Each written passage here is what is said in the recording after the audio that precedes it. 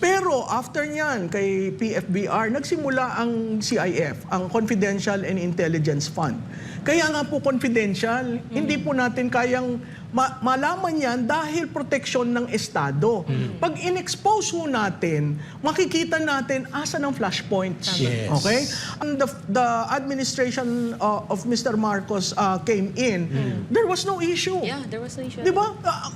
Maayos na kwinan. Pinalabas rin ang impormasyon na humingi si VP ng request, pinondohan nila. Hindi naman ang nagre-release ng pondo, hindi naman si VP Sara eh. Yes, Ang Presidente approves and DBM releases. Even in this NEP, ito ay budget ni Pangulong Marcos. Hindi ito budget ni Vice President Sara. So nagtataka ako, bakit ina-isolate yung kay Vice President and the rest, parang ito lang ang mali and the rest okay na. Yes, bakit diba? nga kaya? Napakahirap na anong nagbago last year sa ngayon? Bakit ngayon yun ang tinututukan? Siguro po ang kailangan nating tingnan, sino ba ang nag-question? Ang nag-question, yung tatlong Makabayan block. Ang question nila pare-pareho. Ang question nila, isa lang ang pinupunto. Parang sa trinabaho ni Vice President ng 1.5 years. Ito yung sukli. Okay? Ako po ay naging presidente ng isang lokal na pamantasan ng Maynila. Yes. Ang issue po ng recruitment, issue yan sa bawat eskwelahan. Correct. Hindi lamang po sa basic education. Pati po sa after ng grade 12. Okay?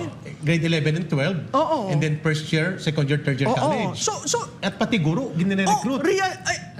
Realidad ho yan. Kaya noon ho ako'y pangulo ng pamantasan, tinatanong ko yung guro, ay sandali lang, ba't ganyan ang tinuturo mo? Hindi yan ang kasaysayan. Di ba? Kasi part ng recruitment is the indoctrination. Agree. At yung indoctrination, kung nagsisimula sa guro, ay paano questionin? Parati ko nga sinasabi sa mga guro doon sa pamantasan, alam nyo ang pinakamagaling na guro? Si Google. Bakit daw? Kasi si Google, ang kalaban nyo.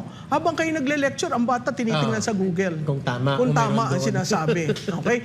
Ilan lang ang ganon na titingnan kung tama ang sinasabi nyo. Imagine niyo kung ang sinabi nyo, yun dun sa issue ng Plaza Miranda.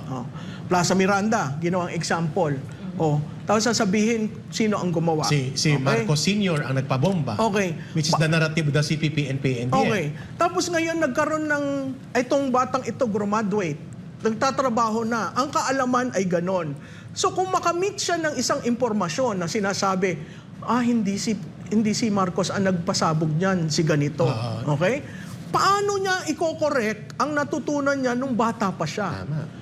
So, makikita nyo bakit sa basic education. Kasi ang paglayo natin sa Metro Manila, pag-iba ng klima ng pagtuturo, pag-iba ang klima ng proteksyon sa mga estudyante at eskwelahan.